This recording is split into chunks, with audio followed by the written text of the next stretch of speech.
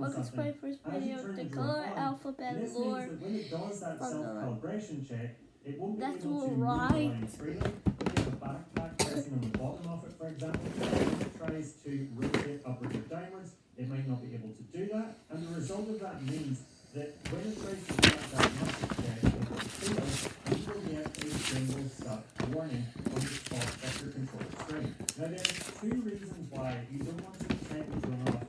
Alright, let's color the alphabet the first lore. thing that's important is because sometimes when you take the drone off, when it's single stop warning, the gimbal can actually start to vibrate violently in the air. It's impossible to get smooth footage, which is what you want when capturing videos with your drone. And the second, the jerky footage you might get if you see that gimbal start warning.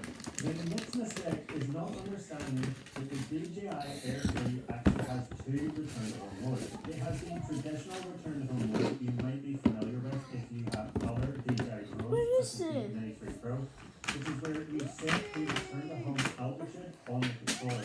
And you must make sure to set this return to home altitude higher than any of the obstacles around you. Because if you engage return to home, or if return to home engages automatically, if for example you lose signal between the controller and the drone will rise up in the air to that altitude you have set, it will fly back to above the home point, and then it will land automatically on that home point. The Air 3 actually comes with a second advanced return to home mode. So how does this advanced return to home mode differ from the traditional return to home mode? Well, during advanced return to home, the Air 3 will automatically plan an optimized flight rate, which means it won't rise up to a set altitude. Instead, it will rise up to an altitude it deems necessary to fly safely back to you. And as it flies back to you, it will use its omnidirectional obstacle sensing to make sure it avoids obstacles and return to the home point quickly and safely. So what are the benefits of using this advanced return to home mode? Well, if return to home engages because you have a critically low battery, or if you have a low battery and you lose signal to your drone and return to home engages, having the drone rise up to a set altitude, as in the traditional return to home mode, can use up quite a lot of battery and take a little bit of time, especially if you have that altitude set quite high. Whereas if you use this advanced return to home mode, the drone will actually work out an optimized height for the drone to rise up to, meaning that in a lot of cases it won't actually have to fly up very high at all, and this saves battery and saves time as the drone comes back to you, which is critically important if you have a low battery on your drone. Now, by far, the biggest mistake I see new pilots make when they first get a drone is the thinking that if you lose signal to your drone and return to home engages automatically, that the drone will fly back to where you are standing, even if you have moved from where you took the drone off. So if you take the drone off and you are tracking yourself and you've moved a distance from where you took that drone off, return to home will fly the drone back to where the controller is and where you are currently standing. But that is not the case. It's very important to understand this. The drone doesn't return to where the controller is, it returns to what's called a home point. And that home point is set when you took the drone off. So it's very important to understand that return to home will return the drone back to where you took the drone off from unless you update that home point. Now this is important to know because if you have the drone tracking yourself and you've walked quite a distance from where you took the drone off, you lose signal and return to home engages, the drone will fly back to where you took the drone off, which could be a good distance away from where you're now currently standing because you've been tracking yourself hiking, running, cycling, etc. Or even more critically, if you're on a leg in a boat, for example, and you have took the drone off from that boat, and your boat has now moved to a new location and return to home engages, well, you need to understand that that drone is going to go back to where you took the drone off from, and if your boat is no longer in that location, it could potentially land in the water. So you need to make sure in those scenarios that you're updating the home point. To do this, you want to again go to the settings menu by tapping the three dots on the top right of the controller screen, and under the safety menu, you want to scroll down and press the update home point button. And on this next window, you can either update a home point to the current location of the drone, or if you press this controller icon on the top right, you can then update the home point to the current position of the controller. Once you're happy, press OK, and this now means if return to home engages, the drone will now return to this new updated home point. But please remember, if you then again move to a new location from where you've just updated the home point to, the drone will go back to that home point, not where you are standing. So it's important that you update the home point regularly. If you are on the lake moving around in a boat, for example, or if you're tracking yourself and you have moved a large distance from that location, to make sure the drone will always come back to you and not where it took off from. Now the DJI Air 3 comes with an amazing new 3x telecamera, which lets you get super creative clips of your drone, enabling things like parallax and background compression to get incredibly cinematic looking clips. However, something you do not want to do is move your drone around using that 3x telecamera. Firstly, you might not see obstacles until it's too late, because there might be on-site obstacles when using that 3x telecamera. Because you are pushing It's a in letter on your B. subject, you're zoomed in on your subject, you might not see obstacles to the left or right of your Color drone C. because the camera is zoomed Color past C it. And next. as you move the drone around, you might not see the obstacle to the left or right of your drone until it's too late. And again, this can result in you flying your drone into one of them obstacles. And another reason is you might not realize how fast the drone is flying when using that 3x telecamera. If you're doing a move such as an orbit around a subject, because the subject is staying stationary and you're zoomed in towards it, the drone might actually look like it's not moving that fast on the screen of the controller, but in reality the drone is actually covering a large distance at speed, and you won't realize this unless you look at the drone visually in the air or look at the speed indicator on the bottom left of your controller.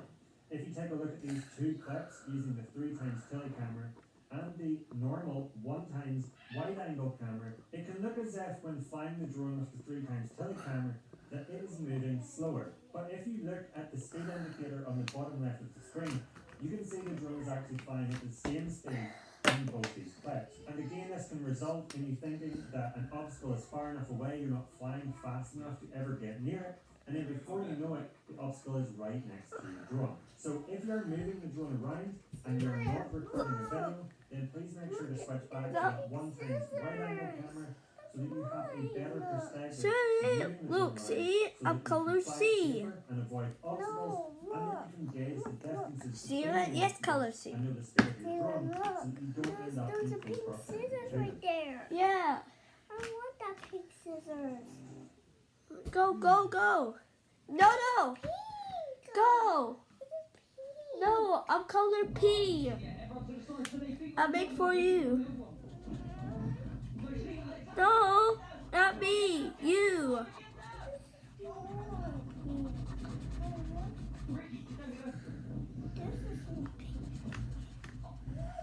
Oh, there it is.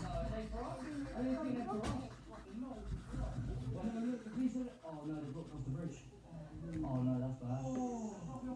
Yeah. That's color C.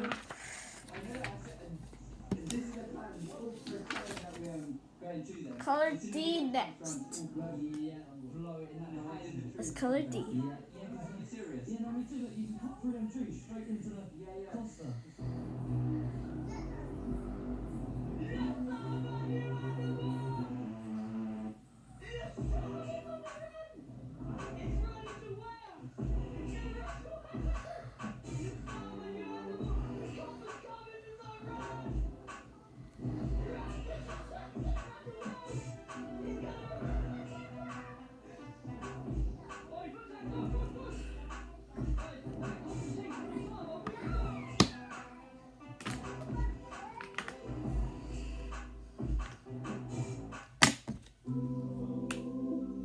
This color.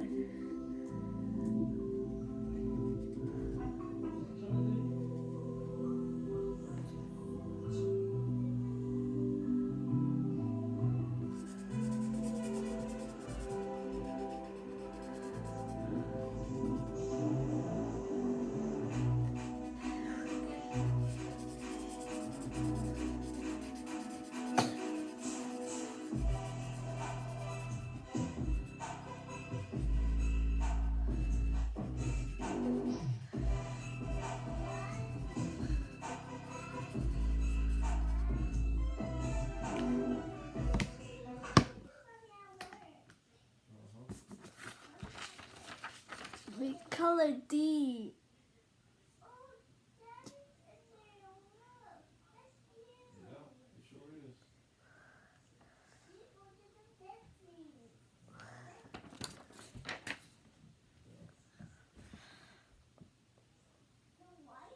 You know, we're the guys that you don't shoot because we.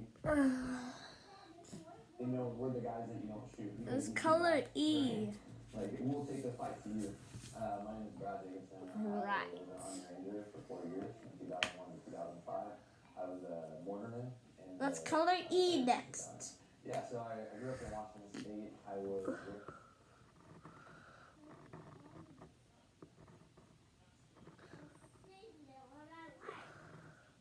More drops and then small arms fire, and like those were mortars. They had actually zeroed in on that position in the canyon while we were kind of parked back in the village. They must have set up some mortar systems and had targeted that area, and then so it was basically an ambush. So mortar rounds were dropping, small arms fire started coming down, and the Gina truck driver stops and gets out of his vehicle. So we all know, like in an ambush, you return fire at a high rate, and then you get the F out of there, right? Like. You don't hang out in the fucking kill zone, right? But when the Gina truck driver stops and you're stuck in the kill zone, like, I mean, what else do you do? So we all jump out of our vehicles and we're just returning fire at whatever's moving on the cliffs off the road. Eventually, the squad leader goes and grabs the Gina truck driver, throws him back in, puts a gun to his head, and says, "Drive your fucking truck." So the guy, you know, goes a little bit further down the road and through this canyon, still super high walls. We're trying to communicate with each other. People are stepping on each other's radios. Nobody knows what's going on. I'm here. I'm here. And then the Gina truck driver stops again and gets out and runs again. And so all of our vehicles, you know, come to a screeching halt. We still got small arms fire coming down on top of us. And I remember, like, at this point, like, I jumped out of my vehicle. I forgot to put it in park. I was driving. I jumped out of the vehicle. It rolls into the one in front of us. You know, I'm hiding behind a rock and just looking. I'm looking for targets, but I don't see anything. I hear stuff. I hear people shooting everywhere, but I honestly, like, I don't see anything. And at this point, my platoon sergeant's sitting in the seat next to me, and we're mortars, so we have a little 60 handheld mortar, so we just run around and set up a tube. He's like, "Hey, are you ready?" I'm like, "Yeah." He's like, "You drop it." He's like, "Just put it up there on top of the cliff." I'm like, "All right." Click, click. A, B, C, D, E, F. So he was so nervous. We were so like. Let's We color. forgot to pull a pin. So they like pick up the tube, slowly like let the round slide out, pop the pin, throw it back in, and then like shoot the round up there. I don't know if I hit anybody, but you know, we all get back in the vehicles, and the people that had combat experience, like Command Sergeant Major, I forget his name, but he was a Command Sergeant Major of the Ranger Regiment, was in my Humvee when that first started.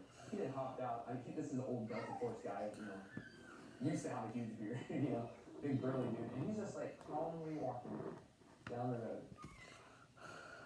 Just looking. He's not shooting anything. He doesn't see anything. You know? And so like that's who you want to be, right? But who we were was like very anxious, trapped, like, you know, you think about it, like you're trapped because this guy keeps stalking, you got small arms fire coming down. So you can almost think like you're a ticking time bomb of anxiety, you know. The driver that ran, did you guys let him go or did you go after him? Yeah, eventually we ran him down, drug him back, threw him in his truck. Eventually gets to a spot in the canyon where it kind of opens up a little bit wider, and so all the vehicles start going past him. And by this time, I mean, several minutes had gone by, the sun had set behind the mountains, and so there was this weird like contrast where the sky was super bright, but the canyon was super dark. Like as we were coming out, it was very dim. It was very hard to see. It was too light to use night vision, but it was too dark to really like identify people, you know, well. And so the first Humvees, like, let's back up. The first serial that had gone through the canyon before us had heard us getting ambushed, and they had parked their vehicles, gotten out, and set up blocking positions, right, as we were coming out of the canyon. So the canyon basically is super narrow, but eventually it starts to kind of like, you know, drop down in elevation and kind of flatten out a little bit. And they were kind of set up on one of the spurs. As the canyon was flattening out, they were set up on one of the spurs. Letter F. And the first vehicle in the convoy. Thanks for watching. This is Vision and goodbye. See you next time. Subscribe and channel.